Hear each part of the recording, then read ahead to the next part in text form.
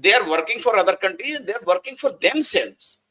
आज अगर अभी ट्रम्प हमको हैकड़ी दिखा रहे हैं, हाँ। आप फर्ज कीजिए कि हमारे सारे आईआईटियंस भारत में होते, तो ये ताकत होती उनको? अभी भी ताकत नहीं है, सारे लौट रहे हैं।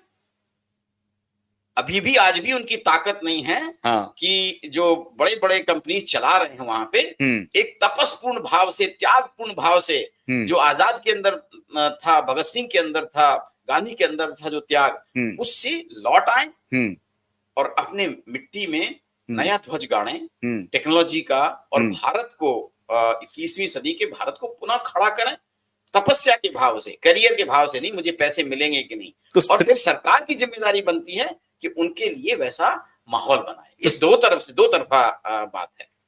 तो आप कह सकते हैं कि ना तो पॉलिटिक्स ने इस ओर ध्यान दिया, और ना ही हमारे इंस्टीट्यूशंस के जो गुरुजन थे उन्होंने हमें ये ज्ञान दिया कि नहीं, आपको भारत में रहना है, आपको पढ़ाई करके भारत में रहना है। लेकिन भारत में वो करते क्या अगर उनको कंडीशन एटमॉस्फेयर नहीं देते?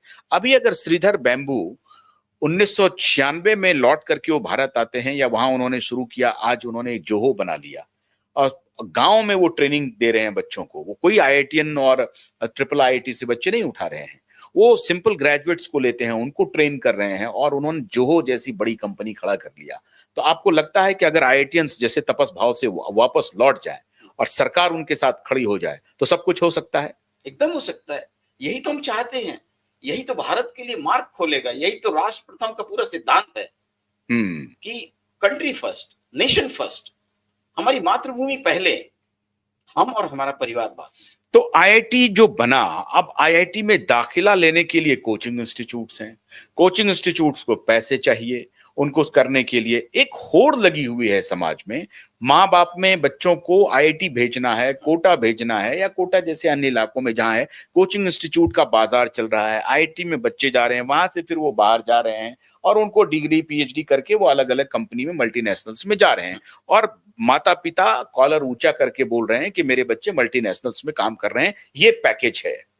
इसके लिए नहीं बना था आईआईटी, क्या बना था? ये संभव है। आप गीता के सिद्धांत को गहराई से समझेंगे, वो कहते हैं कर्म से कोई परहेज नहीं है, लेकिन नहीं, हमारी मातृभूमि के उत्कर्ष के लिए तो हो। आप गहराई से सोचिए, आप पढ़े लिखे, IITians are the brain power of the world, है ना? तो आप इतना एनालाइज नहीं कर पा रहे हैं कि जो आप काम कर रहे हैं उससे आपके राष्ट्र को क्या हित हो रहा है। राष्ट्र का हित इस राष्ट्र की संस्कृति के उत्कर्ष में है। यह राष्ट्र बिना संस्कृति के लिए कोई राष्ट्र नहीं है। भारत खत्म हो जाएगा जिस दिन भारत की संस्कृति खत्म हो गई, जिस दिन उसकी आध्यात्मिक संस्कृति का विनाश हो गया, भारत भारत नहीं है। कितने इंजीनियर्स हैं आईआईटी में जो इस तरह की भाव रखते हैं? बहुत कम, बहुत कम, बहुत कम, उंगलियों में गिनने वाले लोग होंगे। मैं एक तारीफ करूंगा कि वहां जो एक फैकल्टी आती है ट्रेन होकर के, और जो भारत में आईआईटी में फैकल्टी बनना चाहते हैं, उन लोगों में कुछ एक मातृभूमि के लिए कुछ भाव है, परंतु उनका भी स्ट्रगल हो जाता है यहाँ ब्यूरोक्रेटिक व्यवस्था में आके। हाँ, मैं देखता हूँ कि जैसे एक दो मित्र हमारे यहाँ आईआईटी मुंबई में, आप ही की मुंबई में हमारे मित्र हैं, एक प्रोफेसर हैं, उनकी पत्नी भी वहां पर प्राध्यापिका हैं, लेकिन मैं उनको देखता हूँ कि पूरी तरह से डेडिकेटेड हैं वो, कंप्लीट। ठीक बात है। उनका जीवन शैली भी बहुत साधारण है, सरल मिलेंगे आपको, साइकिल में चलते मिल जाएंगे, आपको सिंपल पजामा कुर्ते में मिल जाएंगे। एक जीवन में सादगी है उनकी, और बहुत ही कम आईआईटी की जो सैलरीज हैं, ठीक है, अच्छी है, परंतु जो वो कर सकते थे बाहर रह करके, धन की बिलियंस में कमा सकते थे, उसको छोड़ करके वो कर रहे हैं, छोड़ के वो आए, और उनकी एक रुचि है, उसको पालन पोषण के लिए भी भारत में व्यवस्था की कमी है। ये सरकार की, तो व्यवस्था ने तबाह किया हमारे इंजीनियर्स को। व्यवस्था जिम्मेदार है और एक चारित्रिक निर्माण जिम्मेदार है। ये जो कंपनियां हैं, ये टीसीएस, विप्रो और ये जो इन्फोसिस, इन सब ने हमारे साथ गद्दारी की, हमारे इंजीनियर्स को ऑपरेटर बनाया। Do you believe this?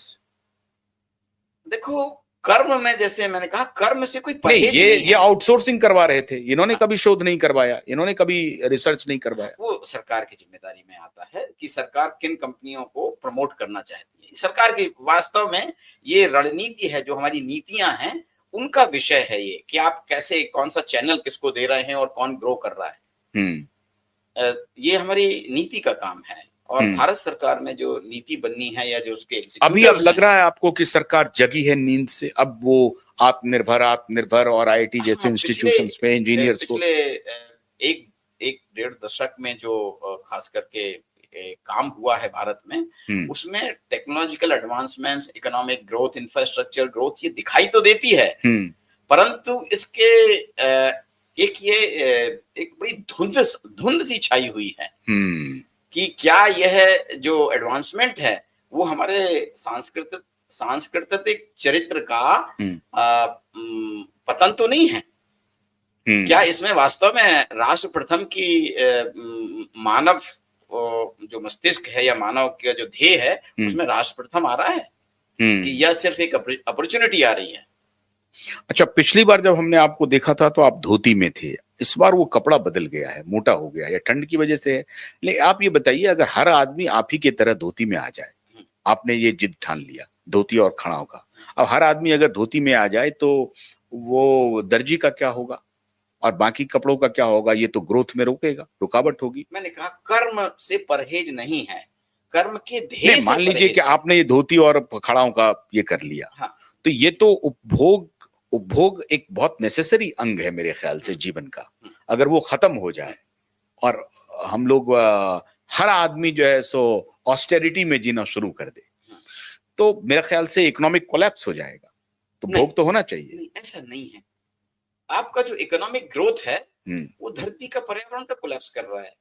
Did you ever realise this? आपको कब या किस थिंकर को ये समझ में आया है जो यहाँ के मंत्री के या अन्य पदों पर बैठा है कि आपकी जो इकोनॉमिक ग्रोथ है वो आपकी आध्यात्मिक ग्रोथ नहीं है, और बिना आध्यात्मिक ग्रोथ के भारत नष्ट हो जाएगा, बिना आध्यात्मिक उत्कर्ष के यह राष्ट्र बचेगा नहीं।